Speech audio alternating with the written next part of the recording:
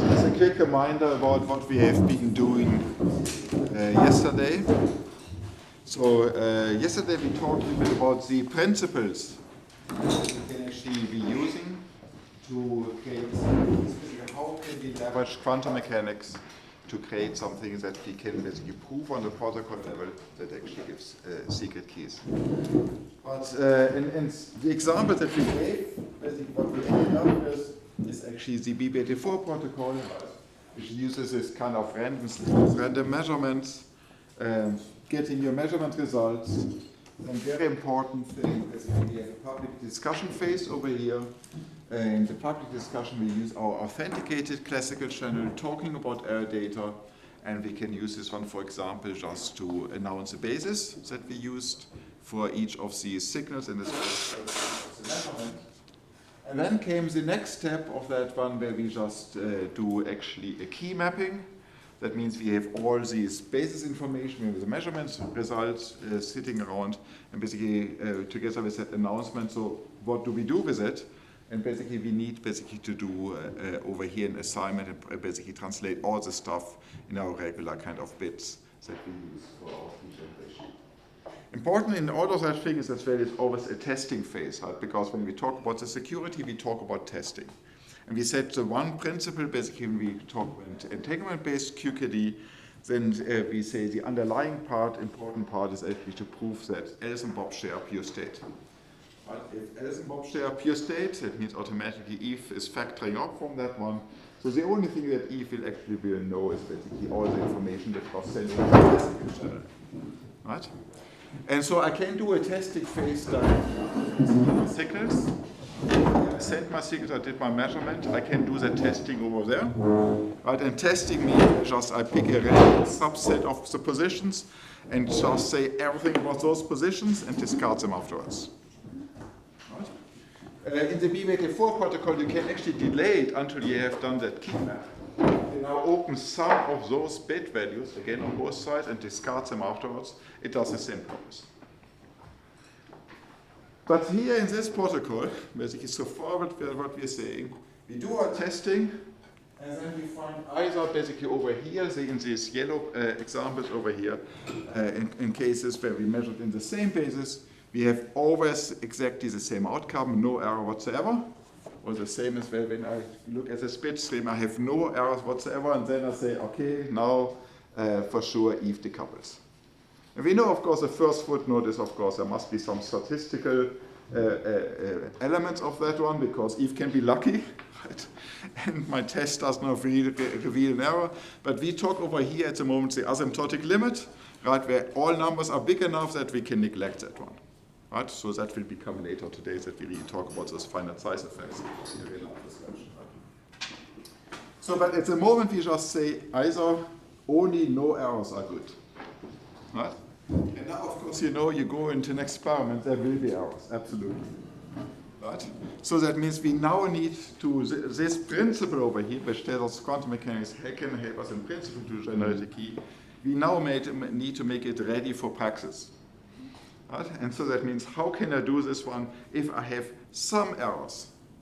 Right? And so can I still bring this one over here to a situation where I still make a secret key, even if I have some noise in my system? Right? And for us, when we talk about noise, you of course might be saying, oh, well, yeah, but I know my devices are not perfect and so on.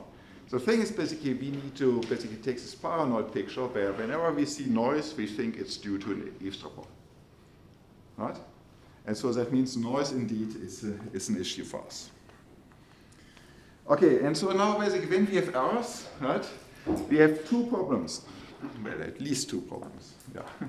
We always might have more problems, but at least two of them we have. Because we said basically a secret key means Eve is decoupled, Alice and Bob share the same key, right? And all keys are equally lucky. Right? And the first problem is, of course, if you have errors, that means now you go through the BBT4 protocol, Alice and Bob will not get the same result of the key map. So they don't agree even on what the key is. So that is something we will be addressing by using classical error correction. Right? So Ilya already mentioned that one as well in his lecture. But the second thing is as well the question about what does it mean if we have errors about Eve does not decouple. So the first thing is basically to have a quick look about basically how bad is the problem. And so basically if you look at this one, we just look at one potential attack that Eve could be doing that leads to errors and just figure out basically what is the damage done. That would be what's called an intercept-resent attack. And that one we just have a look, Eve just sitting there, and Eve is just mimicking Bob. That means the signal comes from Alice, Eve just measures it the same way like Bob is doing randomly one of the two bases, gets a measurement result, and since Bob is waiting for something, right, you just re-prepare a new qubit sending to Bob that corresponds to the basis measurement result that actually Eve obtained. So that's the intercept-resent attack. So now we need to concentrate only on those situations where in the protocol Alice and Bob will measure in the same basis. That's good enough because only those data are the ones that we'll be using in the BB84 protocol. And without loss of generality, let's say that is the diagonal anti-diagonal basis. So, but of course, Eve does not know that they choose the diagonal anti-diagonal basis. Right? So Eve just chooses one of the bases at random. So there are two cases over here to be considered. The first one is actually if Eve actually, by chance, actually measures in the correct basis. What's going to happen? Of course, Eve gets exactly the signal that Alice sent. We prepare the signal and Bob gets the signal and the same signal and no damage done. Right? If Eve gets the basis correctly, there's no damage done. But on the other hand, basically, if Eve measures in the wrong basis, of course, we get a random outcome. Right? If you re-prepare that signal, let's say this one, you send it as well in the wrong measurement, you get again a random outcome. So overall, if you look at that, that's basically the tree of possibilities that might happen in this kind of protocol. And if you now look at this one, what is the probability actually to have the correct signal? Well, it's 75%, right? Always in that case, and how are those cases, right? And at the moment, we choose all bases with equal probability, right? So, and here we go, we have a 75% correctness, and it means 25% error rate, right? So that is basically now about the damage that we have done. Now, of course, we say if Eve is interacting in the signals, can learn some of the signals, there will be error rate. Here it will be 25%. On the other hand, we can as well look how much does Eve learn, right? Now here we do the BB84 protocol, over here where we announce the basis. Right? That means after the fact, we announce the basis, and that means now Eve knows whether she was in that case or that case. Did she correct guess the basis or not? Now, whenever we are in that case, Eve knows a bit for sure. Right? She knows that she knows it, right? But in that case, if actually Eve knows that she just had a random outcome. Sure, she has no clue. But still, we have basically now over the situation that we have a 25% error rate, but Eve knows half of the signals. Right? So that's a bit. It's quite a lot of information over here. Now the thing is, of course, is that actually Eve does not need to do this one on every single signal, right? But you can actually do this one over here. Oh, there's some laser pointer somewhere. Okay. And yeah, thank you very much. So what this one is actually doing is hey,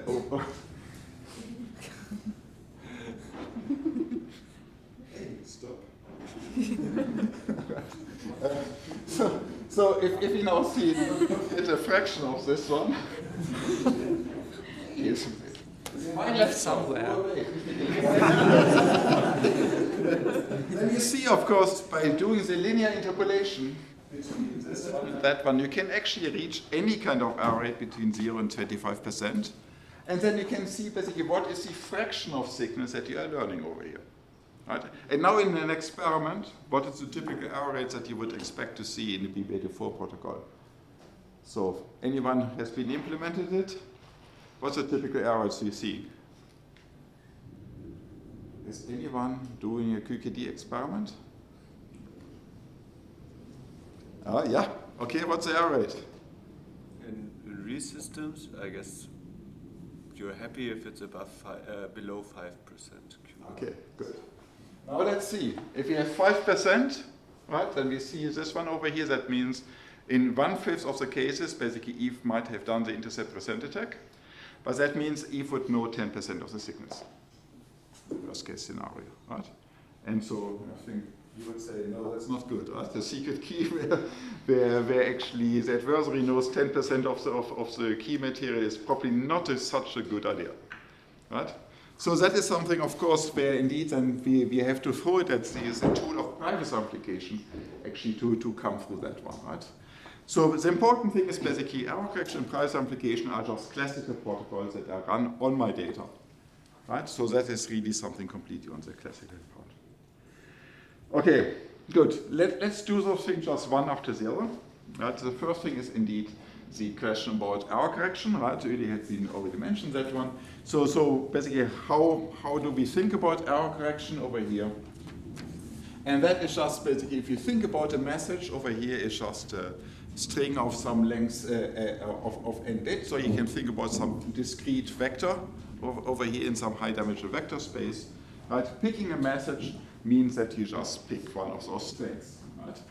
And now, if you send those strings over a channel, there will be errors happening over here. That means the output string is not the same as the input string. Right? It might be something different, one of the neighboring thing. Right? Now the thing is, if you do this one over here, right? If you look at this one, there's for you no way to figure out that what means that an error happened or to correct it, because at that moment all of those dots over here are valid messages. Right? You just went from one valid message to another valid message. So sorry, right? You can't figure out whether an error happened or basically you get an error-free channel, something, no idea. Right? Now the thing is basically, the trick of error correction is just to say, oh, from all those possible messages, I just look only at a subset of them. Right? Only the white dots over here are valid messages out of your strings over here. And if you now go over here, go through your channel, you end up at some other dot, but now the receiver can say, hey, that was not a valid message. Right? And what you can do is now basically to do a decoding, and basically what you ask, and for that one you need basically some information about what is your channel model, and you just look for what is the most likely explanation for what I observe, basically what message, possible message most likely would have created this particular observation. Right, so that's the nearest neighbor detection, and then you say, okay, it was this one over here, that's the closest one, is the most likely thing. Right? So that is really the idea. And now the question is basically now, of course, for the error correction, you see basically the further away the valid messages are, the more errors we can tolerate. The more basically errors can move your message vector away from the richer one, and you still do the correct encoding. Right? And so that is just something basically how we think about what error correction is doing. And of course, now there are many different skills you have to think about how to do this encoding and the decoding in efficient ways, right? And how can I basically squeeze as much possible valid messages in there, right, into my sequence, so that I can actually reach the capacity of my channel. So the thing is basically that is now what we need to do is only here. That is how we use error correction in communication. Right? The only little translation we have to make: what happens now in QKD? Because we have our data over here. We did our key map. And what does it now mean to do this? Because I don't send message.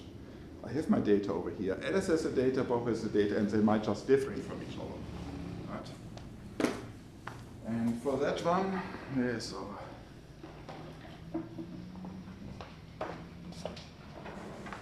Let's see.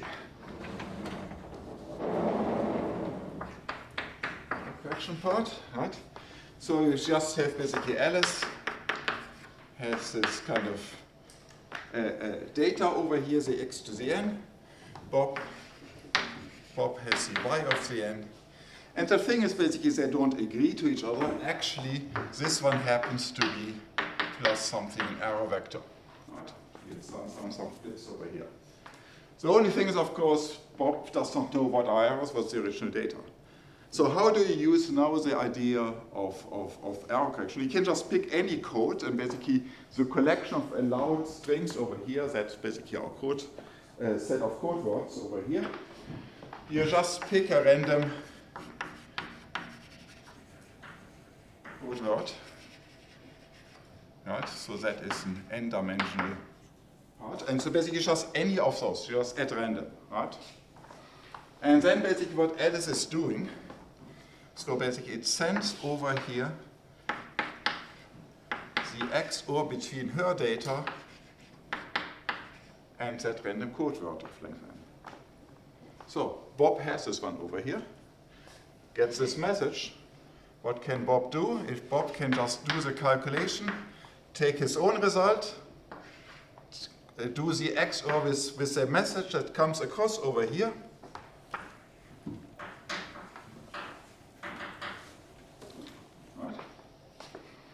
but now, if you look at this one, we know the yn is just the xn plus some error vector.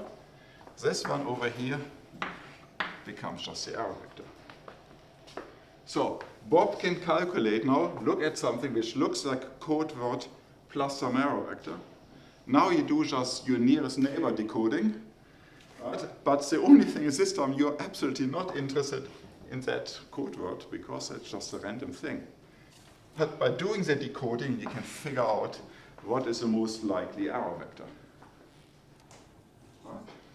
Once you have this one, you go back over here and calculate.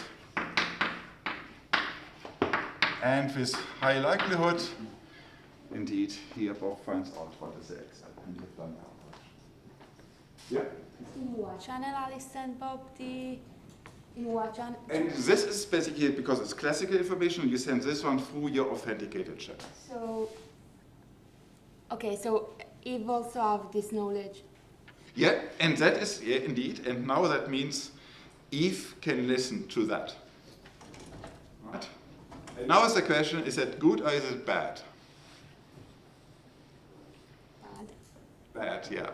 But the thing is basically, this one now means Eve can learn something about the message. Right? Because that is what Eve sees over here. Right?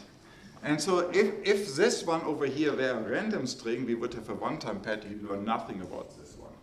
But this is not a one-time pad, because only particular strings are allowed. You learn something about this one. Actually, basically one standard form, basically one example, is that this has a structure about some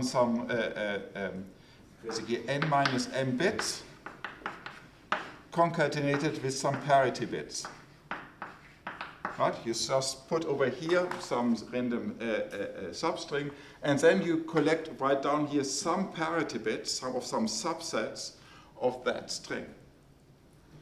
If you now do this XOR over here, that means, oh, the first part, it looks like a one-time pad, but from the second part you can actually see, oh, moment, whatever Bob overhead, I know the parity of those things. I know 1, 2, 3, 4, 5 parity bits of that thing. So you learn something. Right? And so that is why I said as well it's important when we talk about the picture about what does Eve know. Eve knows something from being actually entangled with the system on which measurements are being performed, and you learn something from everything, whatever happens in the classical communication. That might be the basis announcement, or that might be this error correction. Right? And that is something you have to keep in mind. That is actually what is sitting there. That is something that Eve knows about. And if we now go about this one over here again, when we think about the what does Eve know from the data, we said basically from the intercept present attack, basically, full attack, 25% error rate, half of the bits are known. But then, as well, if you do error correction, there's something what Eve knows even more than that, right, from those parity bits. Yes, please. Is there any way to do error correction where it doesn't leak any data? No. Okay. Because error correction always means to send redundant information about your data. Okay. That's a fundamental thing. Right? And now there's the question basically, how much is it actually that one can actually learn about that one? And so that is basically now the question about how to measure this one, and we will talk about that in a little bit. Yes, please. If we have a channel code that achieves the capacity, is that a problem? Because at the end, if we have the code rate equals to the capacity, we will just leak the information so that at the end we will have the key on the left-hand side that has the capacity, right? Yeah, you're worried whether you leak more than you could otherwise get. No, so fortunately, you have to leak less information than you get key until you get the error rate goes too high. Right? If the error rate is small enough, then this leaked information will be small. Right? And so you can basically get the full key out of it. Right? So that is the thing, basically, if the error rate is small, Eve knows only a little bit from the direct interaction of the signal and knows only a little bit from error correction. And then privacy amplification will be able to cut it out.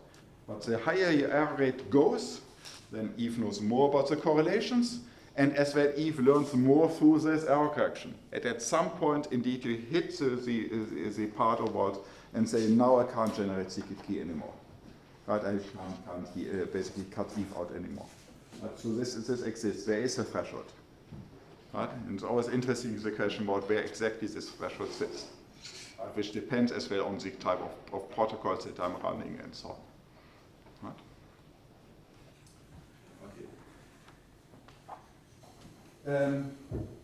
So indeed, basically, one thing is basically information leaks.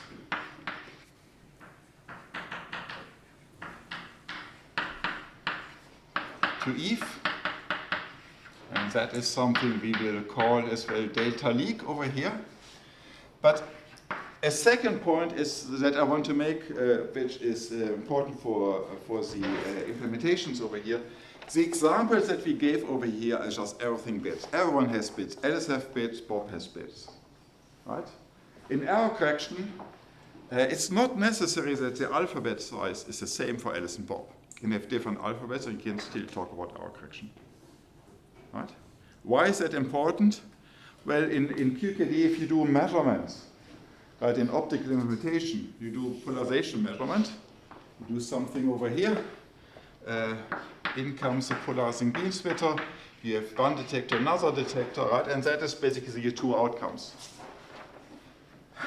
Well, in real life, of course, ideally you say either this one clicks or that one clicks, that are your two outcomes. In real life, sometimes both of them can click, or none can click.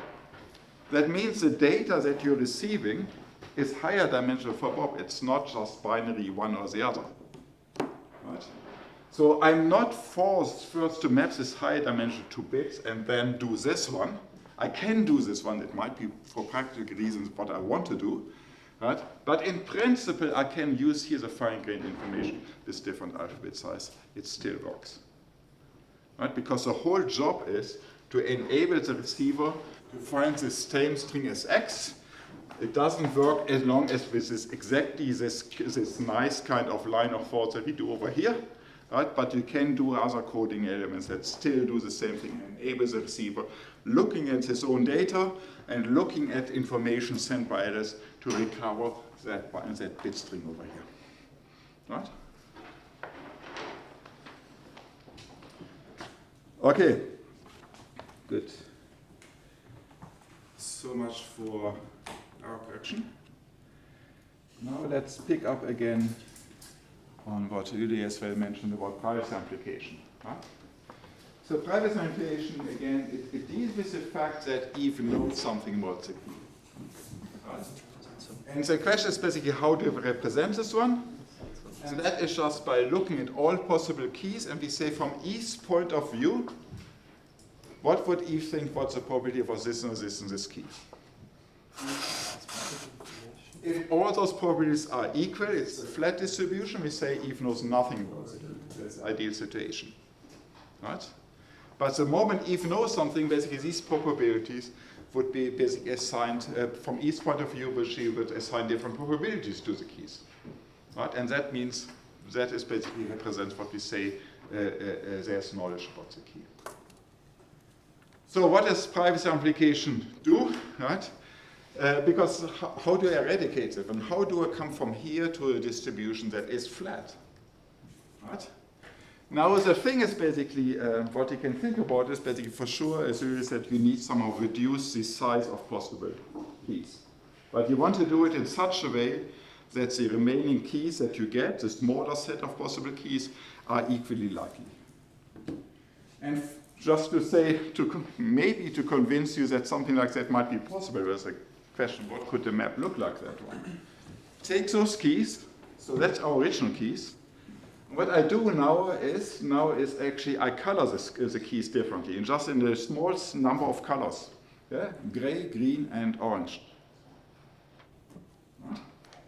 That is a map, right? So Alice and Bob can do that and say, oh, this and this key we color green, this one red, yellow, this one gray.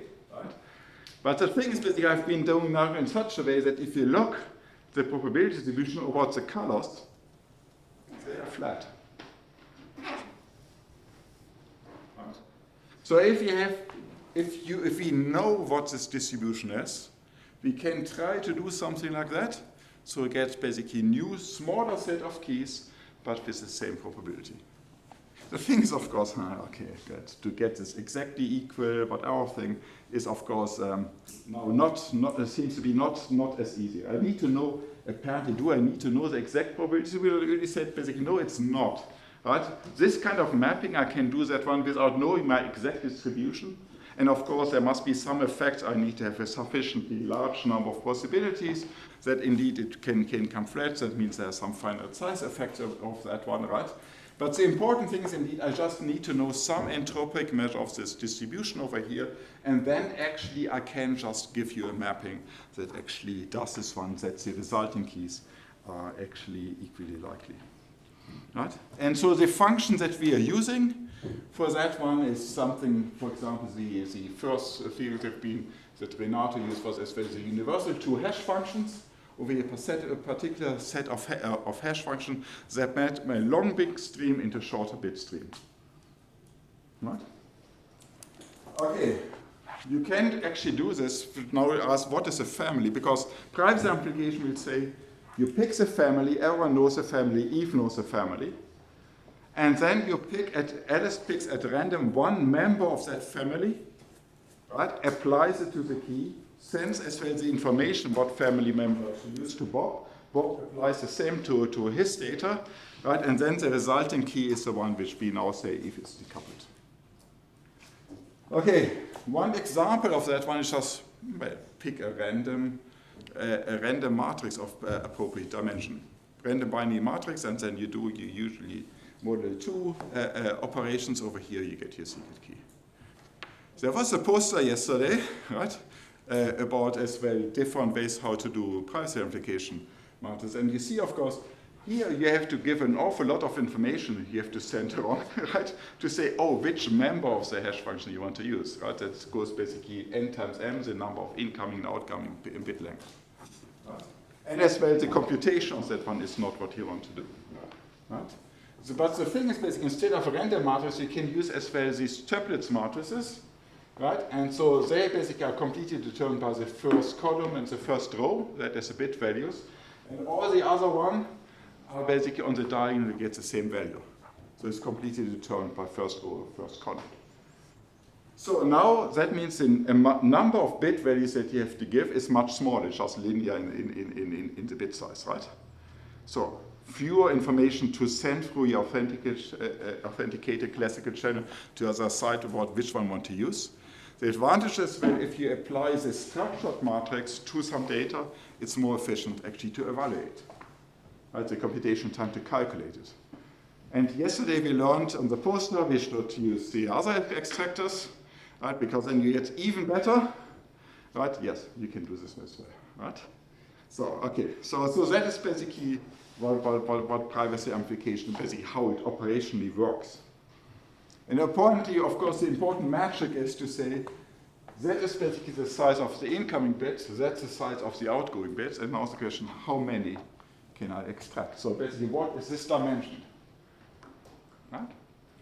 And that is something over here that is Renato will be giving in later in the lectures, and that's basically the idea of the leftover hash lemma.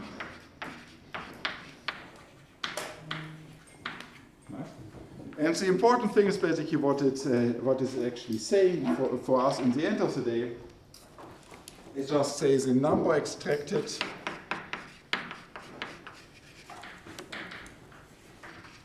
bits, let's call it L, over here, that is just smaller or equal to, well, and that is now, let's become, like some entropic measure of that probability distribution over here, right? So that is an entropy. That is basically the result of the key maps, right? And so that is just of a whole block of those bits, right? But then basically over here, given everything that Eve knows by being entangled with the signal, and everything that Eve knows from the total communication, including error correction, basis announcement, whatever thing. So entropic measures are always something like a measure of uncertainty, right? So what is the uncertainty that, given that information, you have about that string? Right? The uncertainty is bigger if you know nothing, but if you know exactly what that n is, the entropic measure is 0. Right? And so this number over here tells you how many bits you can extract. And of course, there are some correction terms that depend on n, but they vanish if n actually gets really large. Right? So that is the leading term. And now the question is, what is that entropy? Right? And that now depends which leftover hash lemma you're using. Right? This can be the mean entropy and things like that. Right? So that's now the art about writing this type of inequalities over here with the right curve measure. It depends on the security definition. It depends really as well on the function set that you use for extracting the key. Right? Is it 2 universal, almost 2 universal, any other kind of thing. So all of the exact form depends on that one. But for us, important thing is it's just some entropic measure, right? And Renato knows which one. Right? So that's all we need to know. The thing is basically what we want to do in this lecture over here, rather to go in the details how to do this one, including the finite size effects, we actually want to figure out what is the asymptotic limit of that one. If we just talk about a large number of signals, and in this lecture we are allowed to assume that we have an IID distribution. That means Eve attacks every single signal separately from each other. Right? And that means we have a nice tensor structures about signals being prepared, signals being measures. And now here even assume about the protocol as well, the announcement that we do is as well just signal by signal, like a basis announcement. We talk about one instance, right? So it's really easy. The only thing which is not easy, and that's the annoying bit, is error correction. Because error correction always talks about blocks, right? So what do we do? And the good thing is actually over here, the influence from that one, that is basically over here, is CC is like the basis announcement and the error correction part. I can actually split the effect of this one off from the rest, so that the rest is a nice single, basically IID tensor product structure, and then there's somehow this block-wise thing over here, I can split this one off. So, but to see what I can do is actually, now if I as well assume IID over here, then what I'm interested in is basically the ratio of extracted bits over bits that actually I send, right? And I'm interested for that one where I send this limit to infinity. That means I have a family of protocols taking n signals, right, for each part of that I have. For each one I can calculate what is L. And I now look at the limit of n to infinity. That is what I call my asymptotic key rate. Right? So it's always careful. We need to think it's a family of things, and that takes the limit of this. And the thing is actually this one can be bounded. Right? And so here's now, here I wrote over here, that is like an n block thing. So that is about information about entropy measure on a large set. I can bound that one by a single letter entropy, where I use E and C classical announcements. So this part over here, so this is now just referring to one signal, right? But I have said basically I split off this cost of the of error correction. I can basically delta have an extra term divided by n. So that is the total amount of information I'm leaking. You can think about the number of bits that I'm leaking during error correction over the whole block divided by the block length. Right? But this thing over here is now a single copy thing. Right? I just talk about one signal. If entangled with it, know something about it. I made some announcement about this individual signal. That is a single letter formula.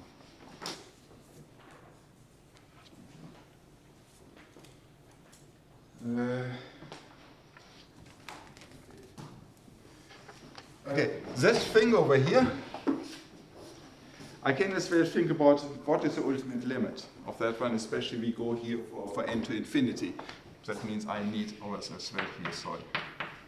Right? About this expression over here. I cannot take here the limit and not there. So I better get this one correct, right? So this one in the channel limit, the ultimate limit,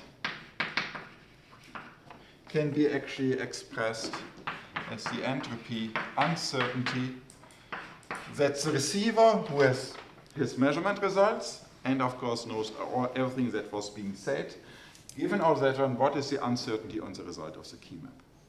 For me important as well always here, Z refers about the result of the key map. It's not about the original measurement results that Alice got, but about all the mapping to say in the end of the day, what did Eve decide is my the data on which I do my error correction, and that is basically the data on which I do my privacy amplification, right? Therefore, I think this element of the key map is very, very important, and I said that it's a problem of the B84 protocol. People typically don't see it, right? But there's a lot of degree and freedom of choice in doing that one, right? And Uli had been as well in his work actually exploring this effect of key maps for advanced distillation and other things, right? And the ultimate limits about what is key can be generated. So that's really a very important concept, right? And so that is basically what we should keep here in mind.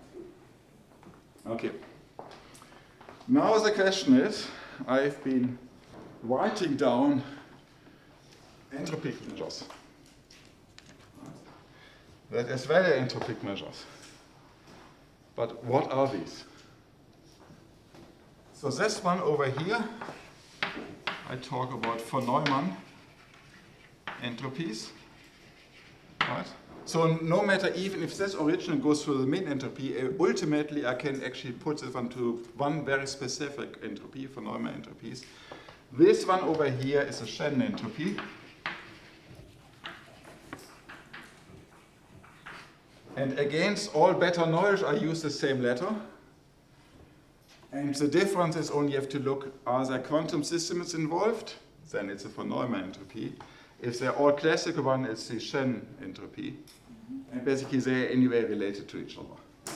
So who knows what the von Neumann entropy is? Okay, good. So because I think it's important just to talk quickly about entropies. We saw the definition in Uli's lecture over here. So let me just do briefly the connection between all of those. So we start out with Shannon entropies.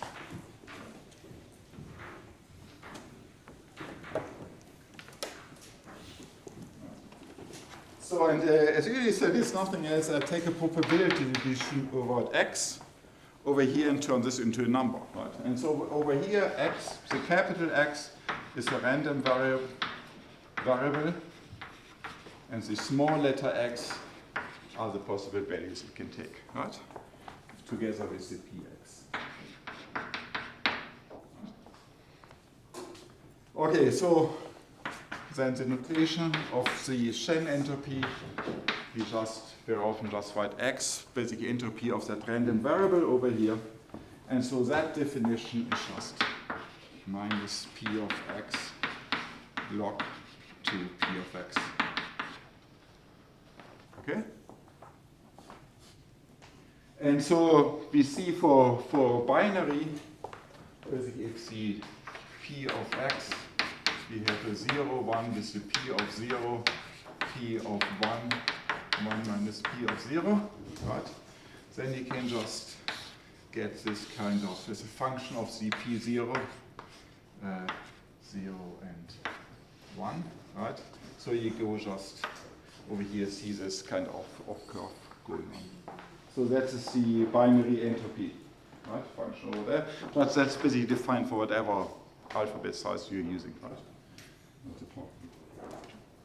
And of course, if you have two random variables, well, it's just from here, just then you multiply, add just over, no, sorry, we are not in physics, we are xy. So you just have the p of xy log 2 p of x y.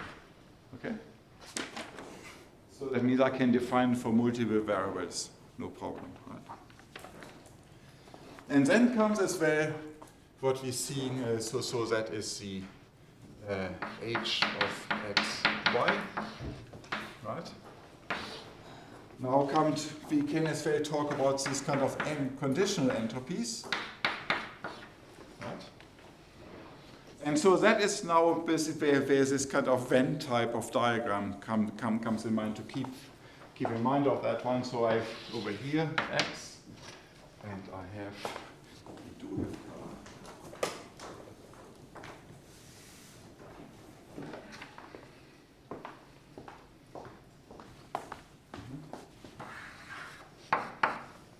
y over here. So the overall, that is the h of x, is that area.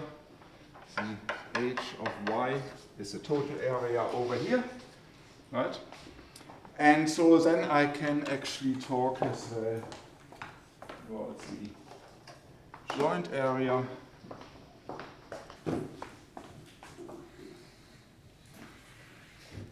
which is h of x and y together, right? And then once you do that, you get as well things that this one is the joint minus h of y. So that is h of x given y. Right, so that one over here would be that area. Right, so that is basically the kind of conditioning rules that you can actually write in there.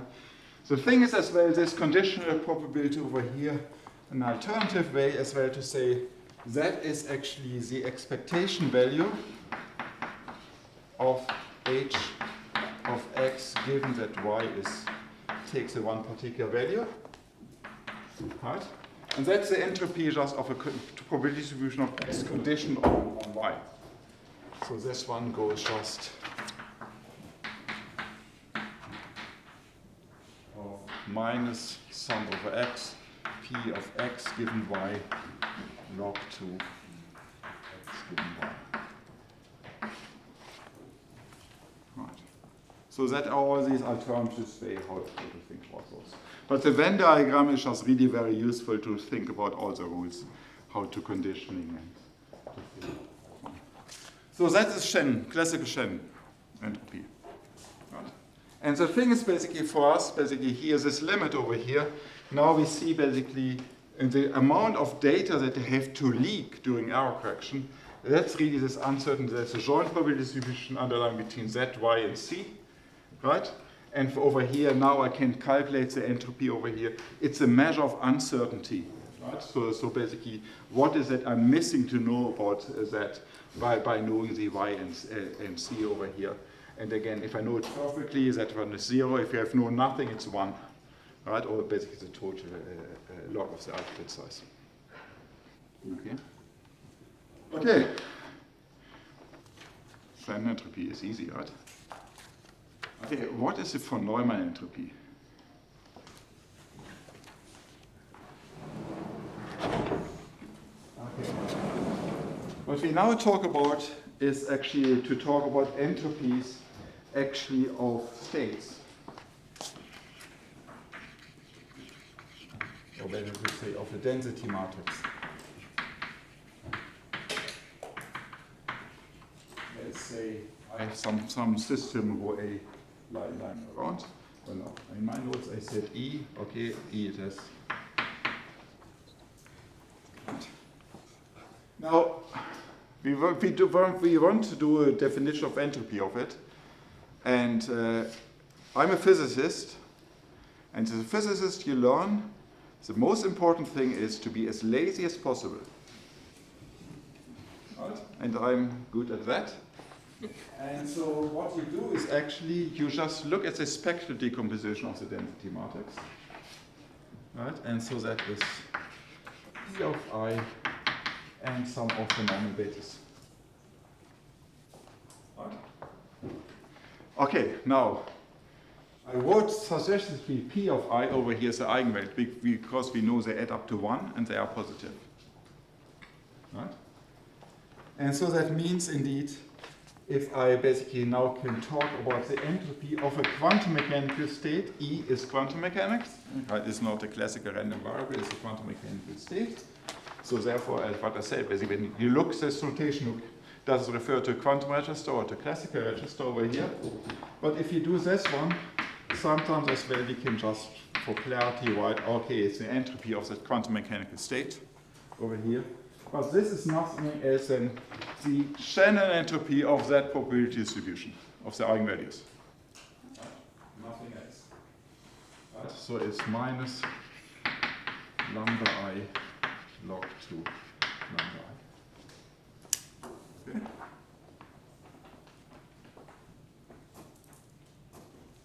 And of course, basically, if I have a joint system, no problem. There are more systems. Still, I can write on a joint diagonal representation, and I still can calculate this. So basically, from that one, lots just takes the inspiration from classical Shannon entropy, and you just stick to it. So one thing that we should pay a little bit attention to, what is actually if you write down things like H of E given A, and both of them are quantum states. Right? So we had actually given this kind of conditioning over here, right, where we said, I can if I write it like that, what is this stuff over here, right? Because what is not clear what it means, this conditioning over here. So if I want to give meaning to it, I can still use this whiteboard up here, but I use this one. Whenever you have quantum mechanical states and you have some conditioning going on, you can always learn it by using Venn type of things, which still hold as well for Neumann entropy, until you really have over here just entropies of density matrix, no conditioning involved. And that is basically what you write down over here. Right?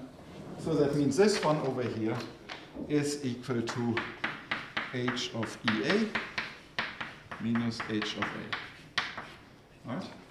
And so for clarity again, that means H of rho EA minus H of rho A, where rho A is just the marginal I trace out Eve. Right? So that means it's always the entropy of an underlying quantum state. Yes, please. Just to understand, when you write the entropy of the density of this line, the last thing, bracket off. Oh, you want to say you can't read my handwriting? You went from P of I to lambda I. Oh, I did. Yeah, that's true. Okay, let's rectify that one.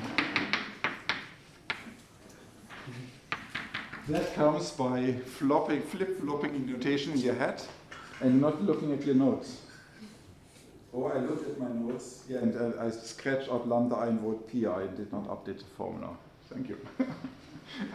Also, is it only true for orthogonal states, or in any case, yeah? No, this one really you need basically orthogonal states, otherwise you, as well, this is not uniquely defined, right? So that's, it gives you trouble otherwise. Okay, so that's really fine, that's really for spectral or diagonal decomposition.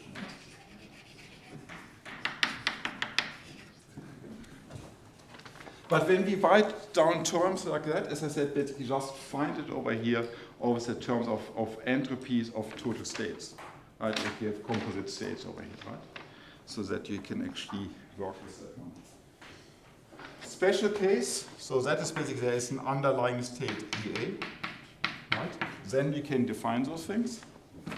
Special case, if we have rho something that is actually sitting over here like ZE, and that is something we are interested. There's some key register and there's Eve around. But now the thing is, this one is classical and this one is quantum, right? Then you can actually reduce all these things over here just to a form. We'll say this one is the sum of the P of Z over here. And then you look of the entropy of rho of Eve given that Z takes this particular value over here. Right? So that is just a density matrix conditioned on Ls having this particular value over here. Then I see for normal entropy of this one is well defined. And then basically this one over here, so that is what I define H of what is this E getting Z. So for such a state, I can define this conditional entropy. If I condition on the classical variable, then I can directly write this as something in analogy to the formula that he wrote over here. Right. So that works whenever I condition on classical registers. Can we interpret the von Neumann entropy as the maximal extractable entropy, Shannon entropy from a quantum state? This is not correct. For the best measurement, you would do it with a classical.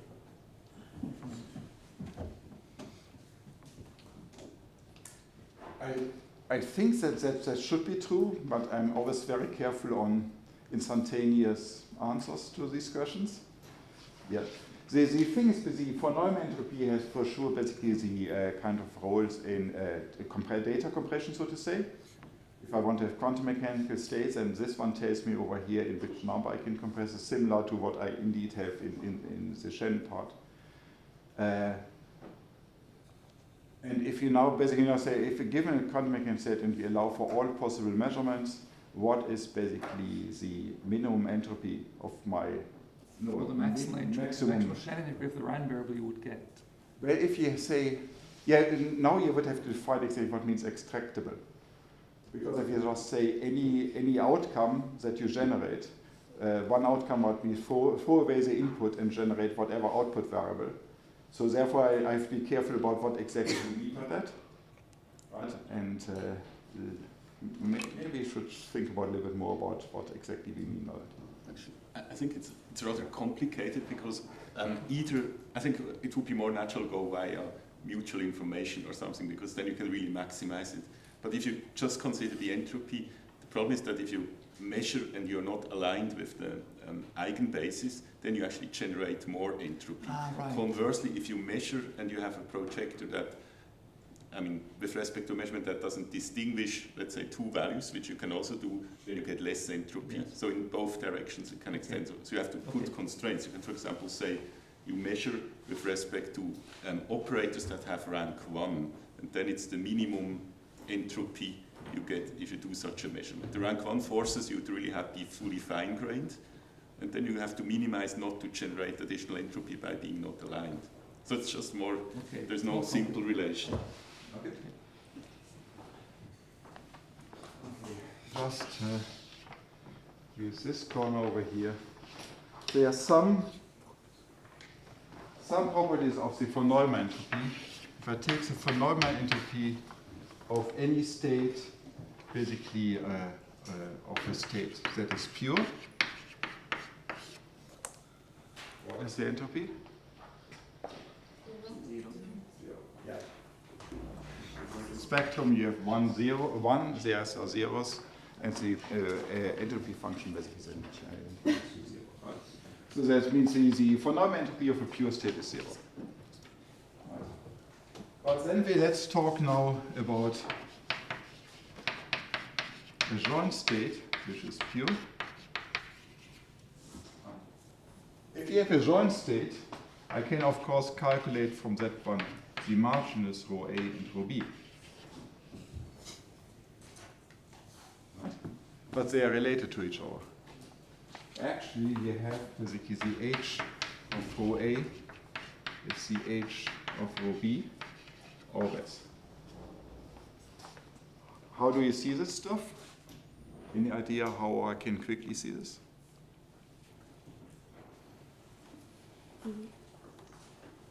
Mix decomposition.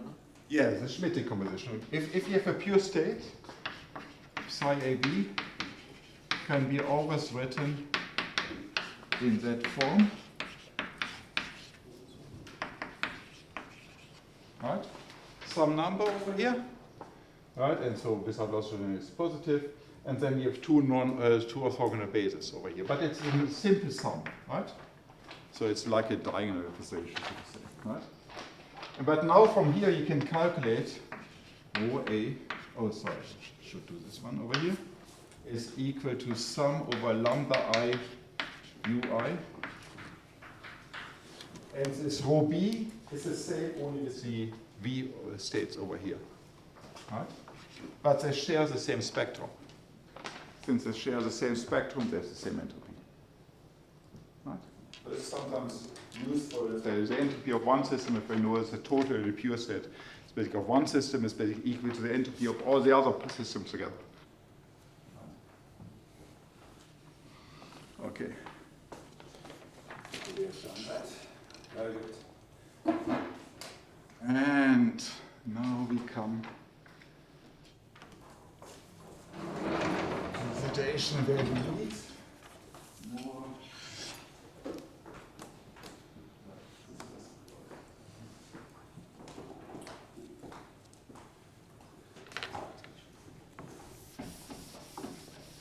Because now we go back to the key rate.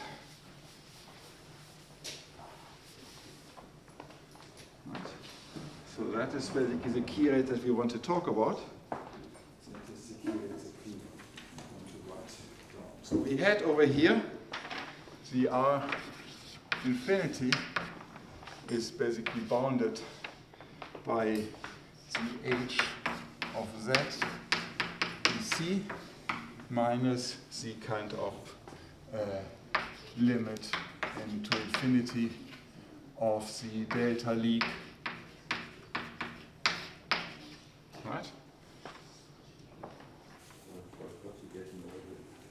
The thing is basically I want to play with that thing, right? Because now we know what that thing is, right?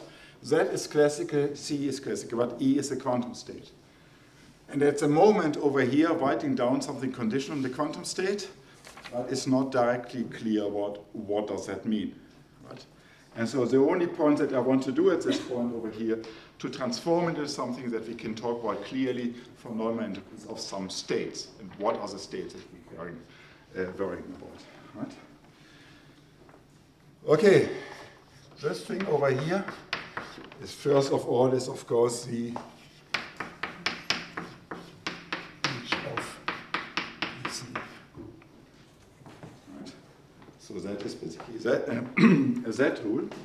And then the thing is basically I can now move this one. In principle now I can say I can calculate, but I have the thing over here that I have basically the quantum states, the classical states thing around. So I want and choose just to go one step further. And that what I do is actually that I write this one over here. Everything that in Eve's hand conditions on that.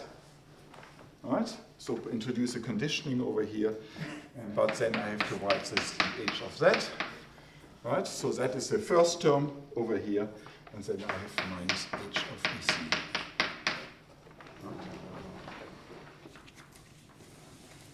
Okay. So, and now that was basically my inset over here. And so I write this one over here as the H of EC given that, minus H of EC. Right? And then comes over here the minus the limit of the delta Li over N, right? Minus H of Z. Right, so minus minus gives a plus over here, right? And so what we actually find over here, that this one can be actually written as well, and so that is kind of minus. If you have seen that one, that is a Holevo quantity, ECZ, and that one over here should be actually the mutual information between Z and YC over here in the Shen limit. That means I use the expression over here for that first part that I did in the Shen limit. So it's basically a difference over here. From here we see basically that's the information that Alice and Bob share given the classic communication, right? And so this one over here is the Holevo quantity. That is a measure about basically some form of information between the key map and everything in Eve's hand. Now the thing is, why is it that I'm doing all of that one? And that is basically now important things. Basically, I can basically go into this line over here if I want to know what is this one, right? And I look at what this one says, right? So this is a situation, there's an underlying density matrix between Eve with the classical system and as well conditioned on that, right? Something here conditioned on that, right? Over here. So this one I can write about sum over the key map. Hey, I use that over here, so it's even consistent slightly. And then there's the entropy that I calculate of conditional states in Eve's hand, given that my key map result is Z. If I find these states out, that are the central states. That is the stuff that I need to find out. What are those states? If I have them, I can calculate that key rate. Right? If I have those states, right, I can calculate that entropy, I can calculate that term. This state is even easier. You just take this density matrix, sum them up with the weight of that, sum over all that. That means really the total density matrix in Eve's hand. Over here, so I can directly calculate from those as well. So the important thing is how to find those. Right? Yes? Can we assume that Eve holds a purification of the Alice-Bob system? Yeah, exactly. Then can we replace the rho of E by rho of AB? Yes, the slight complication is always this the fact that we have as well C in the game over here, but I can play these type of games as well. So everything, at the moment we talk about everything, talking about Eve system, but I will, as I show later, that the step can be done where we express everything just in Alice and Bob system. Instead, never need to talk about Eve. And that is just, again, by using these type of roots. Right? By saying, indeed, Eve holds the purification. But now the question is actually, how do we get those states? And that is now something that we just go back to the slides. Right? So the thing is basically, we know by now, important thing is to get those states. Right? How do we get this one?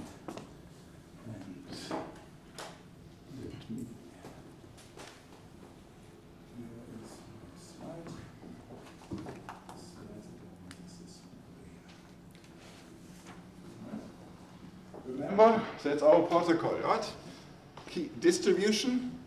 We do our measurements between x and y, right? We do parameter estimation. We open some random subset that allows us to find out what is pxy. Remember, we asymptotic limit, no finite size fluctuation or anything like that.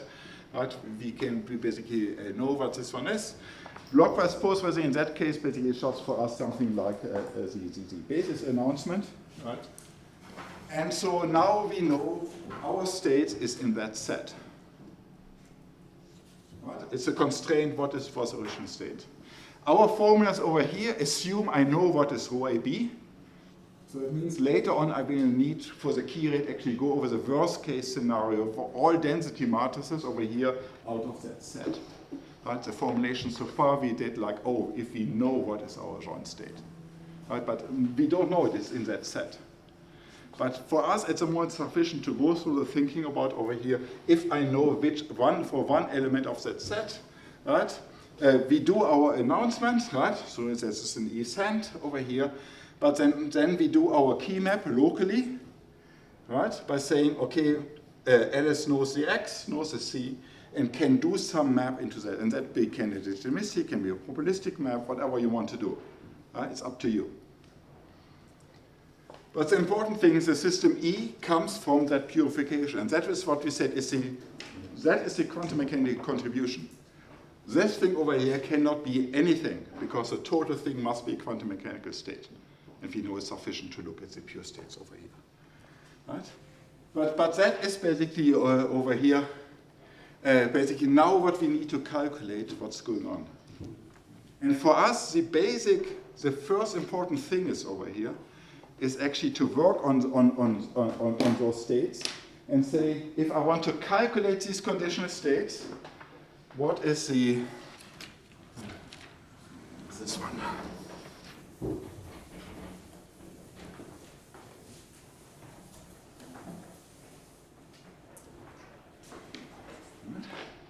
The first basic ingredient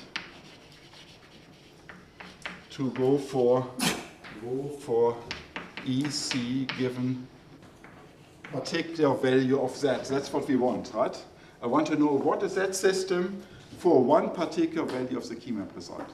And especially ingredient is first, if you look at this one, and that is rho E given X and Y. Right? So I can calculate, if I know what is rho AB, I can calculate the purification. If you have the purification, I can calculate E's conditional state if Alice got measurement result X and Bob get measurement result Y. Right? So this is something we can get. Right? So I can calculate that one, and I know the P of X, Y. All of that one is easy for me to get. Okay? Now the thing is, basically, now I need just to trace the protocol. I need to trace the key map that I'm doing, and I need to trace the flow of the classical communication to figure out what is the proper description of everything in Eve's hand condition on that. Right?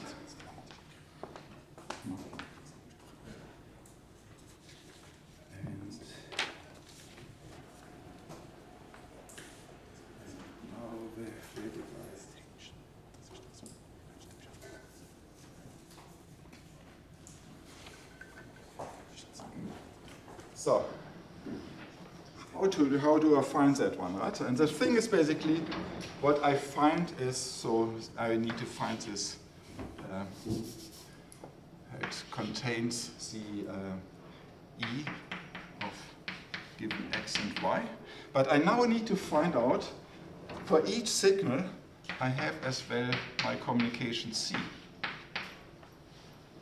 which I can think about C is a function in general of X and Y if I have a two-way communication, people talking about the data in whatever complicated way. In the simplest case, it just depends only on Y's result, where Bob just tells you BB84, Y is 4 values. You know, one basis bit, one measurement result bit, so in total 4 possibilities. And it just says, okay, that is my Y. And you give just any kind of partition, you say call an announcement as a function, whatever you have, the bit and basis values over here, something you call, oh, I'm in that subset or that subset. In simplest case, I think I'm that basis or that basis, right? But it's a simple function, but that is basically here now the core. So this C can be a function of this Y over here, right? But now, what is the relationship to the Z? Well, I just have to sum over all x, y, such that basically I get particular value z. Right? So that is fixed. Now I sum over all contributions, all of those conditional states with a corresponding announcement, that give rise to the same z. And then I need to normalize that one, E of z over here. And this should be a normalized state, if I did it correctly. So this classical information only includes the basic choices? Well, I mean, this could, I write it over here in a more general form, that it really can be any communication. So basically it's really now, I said this set or that set, right? So it can be the basis, but could I say, oh no, I just announce the measurement result, and I don't know, I don't tell you what the basis was, right? And then Alice can do something. But you can as well think about two-way communication, right? Because think about an announcement is always everything that you have the set of everything, you do a partition. And you say, oh, in which partition am I? And that means you have a big degree of freedom what announcement you might make. And then the other one can listen to what you're saying, and now based on that one, draw it up its own partition, make an announcement, and you go forward and back. All of that one can be captured over here. But this doesn't contain any error correction. No, exactly here, because we are at the moment here in the single letter formula, we split off the error correction cost, right? So that we really at the moment we formulate that one, now we talk only about individual signals. But especially if you're high dimensional, right, you can do many different of choices, but you can as well talk about blocks of signals that you consider like one signal, right? And then you can do joint announcements of that one, treating the thing like one big signal, and then you come to this advantage distillation and things like that one. That fits into that picture. Right? But then the security proof is only for IID, right? At the moment, this one over here is for IID, but the asymptotic limit is actually true as well in the non-IID case. And it's basically no matter what kind of security proof you do, basically you end up with this one over here, even independent of IID. So we use IID like a motivation language, but you can actually do it in the full part. And basically still in the asymptotic thing, you really end up with the same formula again. Okay. But here, basically, here's just a skill, right? I mean, you just need to keep track of what is that set. You need to think about this one, right? And basically what contribution you have. But these states over here, these conditional states, that is really your starting point, right? You just look at these things over here. For each result, what is the conditional state?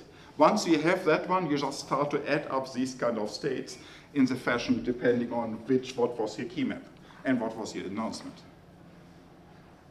right? Like we'll see over here, because this X and Y, as I said, contains in B-beta4 the basis and the bit result. Now, if I do a basis announcement, I have one particular communication basis result, there's only one X basically that will now contribute to that key map result. Yes? Can I just make a remark to connect it later to what I'm going to say?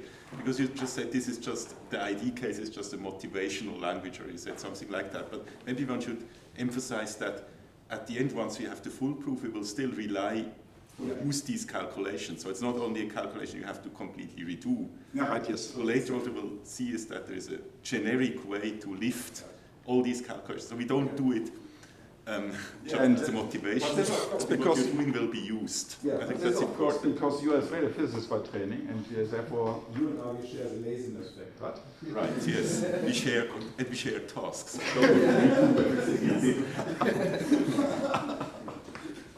So actually in the tutorial exercise, we will just go through one example to construct this one, right?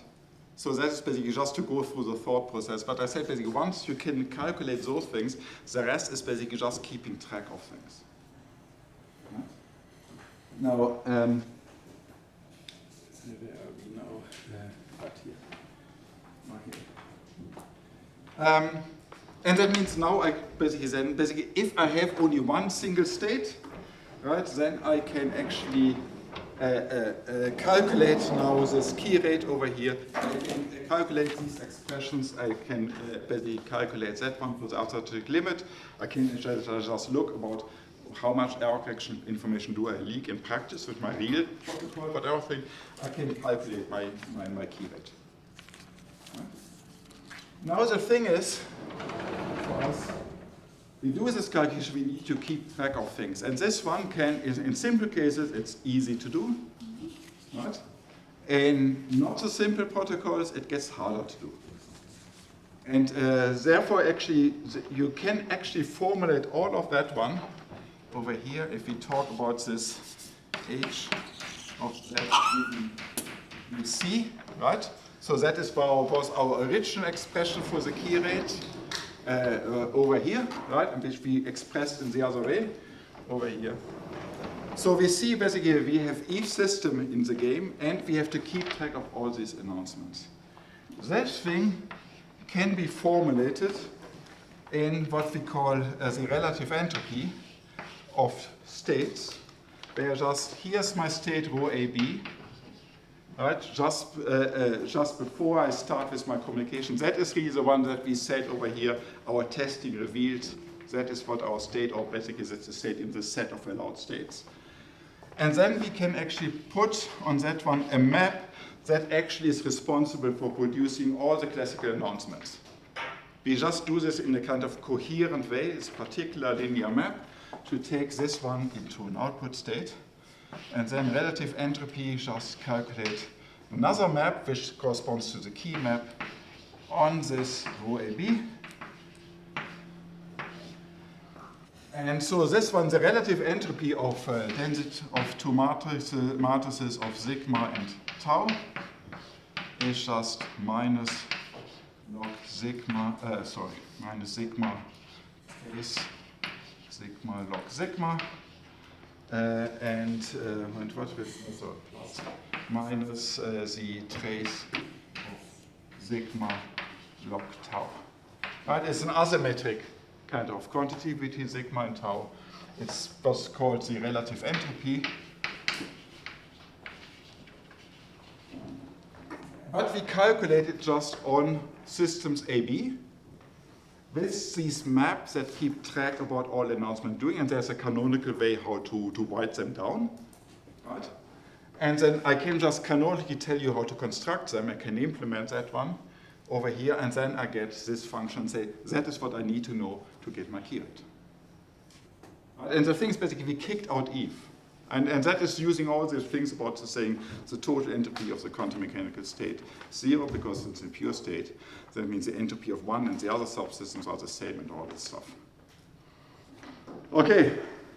The nice thing is that this function over here is basically as well a convex function. Right? Because our problem is when we started to calculate key rates, right, is that basically our key rates, and that now comes over here, I can write key rates in terms of this quantity.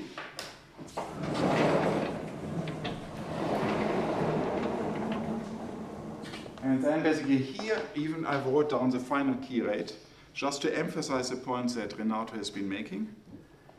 The key rate in the finite case is over here.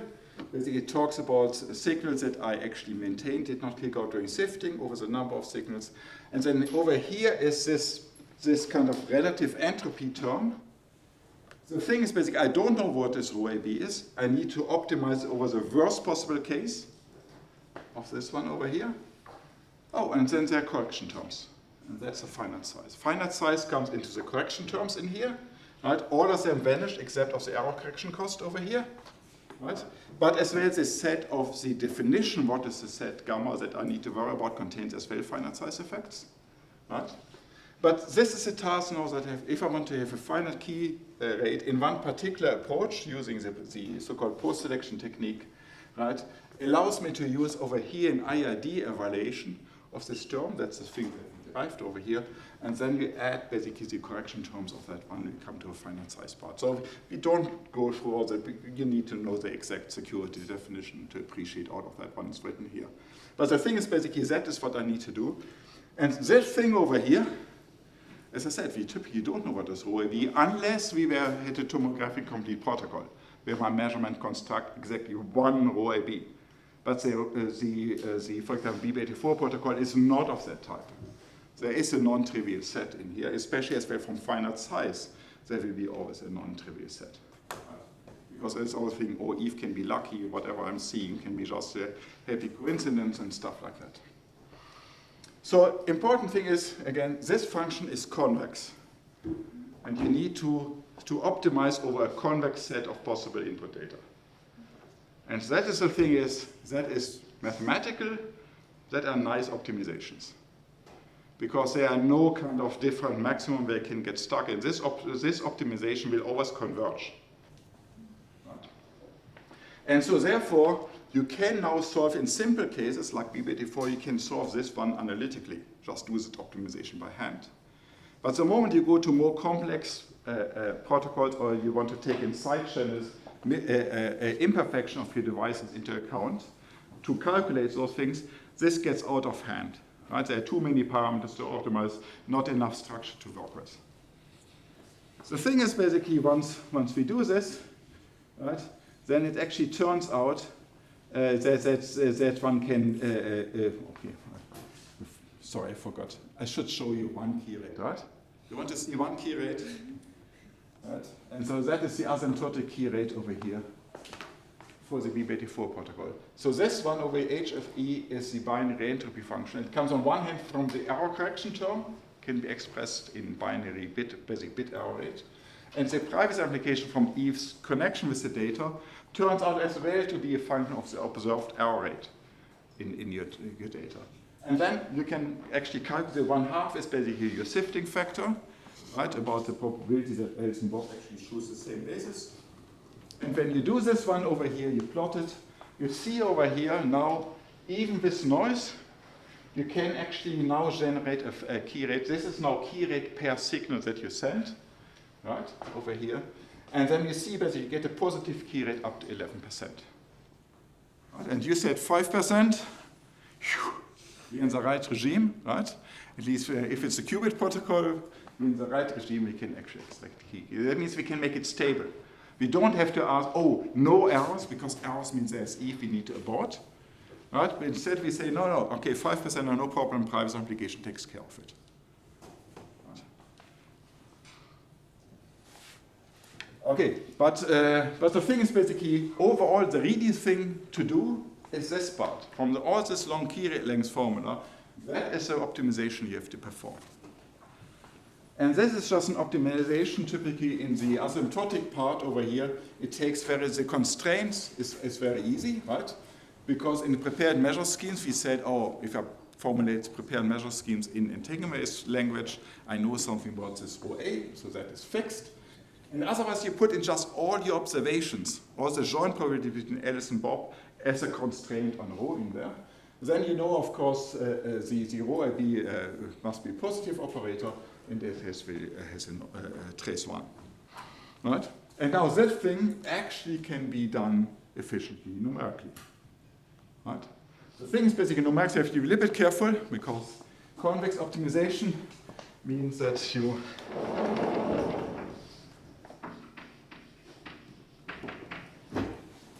think about like that, you find the minimum, right, and you will find it over here, right? So that's mathematics saying.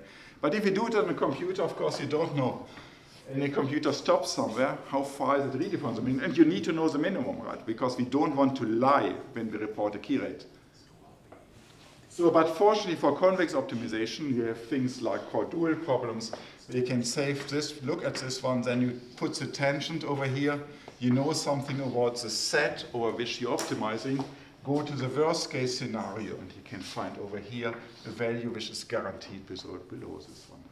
So there are different techniques that we can be doing to give a guaranteed lower bound, even if that initial optimization did not end really as a true minimum.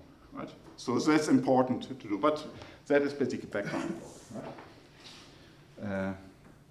Now, what we do over here, right?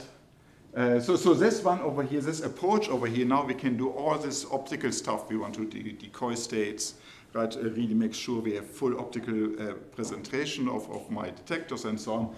All of that one actually can put into that thing. And so then this basically what you think about if you do have a QKD protocol and you want to calculate the key rate. The core thing is to solve this optimization problem. Because we say that is the one important part to calculate the finite size key rate. That's the one that I really have to calculate, the rest I just write down. Right? And the thing is, of course, for that one, you now either work with an experiment to get experimental data from that, or you just basically simulate your observation, what you would be actually expect to see, right? And there's more things about acceptance sets that Renat will be talking about as well. But the thing is basically now, the first thing is to set up that problem correctly.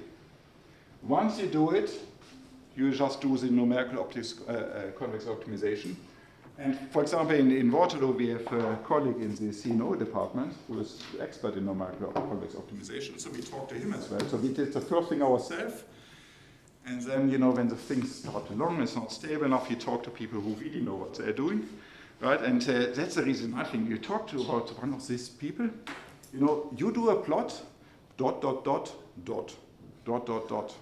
You think, oh man, why is this dot not where it should be in the line? What's the numerical problem? You talk to the colleagues in mathematics and say, exciting, there's one dot not on the line. What is going on? That's interesting. Let me look into that one, right? Different attitude and different results. So basically what we have, and basically now you can calculate the secret key rate by putting all the additional terms in there, right? And so basically this is the overall routine, right? Simulate, basically calculate key rate, come up over here with the secret key rate, but your protocol might depend on parameter choices, like the BB84 protocol. What is the probability for each of the bases, right? So you can run it for a fixed bias choice, but you could optimize it in just giving a feedback routine where you do now a black box optimization over parameters of your protocol, right? And so this is the whole way how you can now choose, have a protocol families, what is the best parameters. That is now something that you can be doing over here. And so that is something that we actually provide as open source software. So it's a framework. It helps you actually to set up the convex optimization problem correctly, right? And it gives you basically, you can always use some other people that show some of the simulation routines. Other people have been doing the numerical convex optimization. We're working as well people to get the black box optimization better going. And all that one is part of the open source framework. We have as well one documentation over here, which describes indeed how to do that thing. Right? What is the maps that you write down? How do you do this from your PWM, from your communication protocol over here? Is well is described there. So of course there's been no publication, but there's basically more pedagogical say what do you know step by step to come actually what you need to know. Arisha. The secret key rate of BB84, that looks very similar to the capacity of a Pauli qubit channel. Is there a reason that these two are very similar, or can you think of BB84, the key rate, as being a property of? I'm not sure whether it really corresponds directly to the exact capacity. Because as well, there is a discussion in that area. The 11% is not the end of the story. You can do noisy preprocessing, it goes up, right? You can do two-way communication, like a branch installation, and you can bring it up, right? So that key rate is for the protocol exactly as written, but you can do variations of the protocol, right? Noisy preprocessing is really one really nice one, but the two-way block-wise processing is really another one actually to go to higher key rates. So therefore, for sure capacities are bound, secrecy capacities as well, but I think they are not equal.